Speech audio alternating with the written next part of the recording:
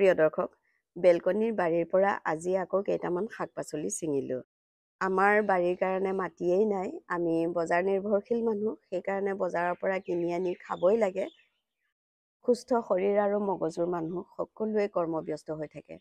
কৰ্মব্যস্ততাৰ মাজতে অলপ সময় উলিয়াই এইদৰে অকণমানি বাৰী এখন পাতি ব্যস্ত হৈ থাকিলে মনটো বহুত ভাল লাগে। বিশেষকৈ শাৰীৰিক আৰু মানসিক অৱসাদ দূৰ হয় বুলি মই ভাবোঁ। শাক পাচলি কিমান পৰিমাণে ছিঙিছোঁ, শাক পাচলিৰ আকাৰ আৰু আয়তন কিমান ডাঙৰ হৈছে, সেই লৈ মোৰ কোনো ভ্ৰূক্ষেপ নাই। কেৱল এটাই সন্তুষ্টি, মাজে সময়ে মই নিজে যত্ন কৰা জৈৱিক শাক পাচলি সতেজকৈ অলপ ছিঙিবলৈ পাইছোঁ।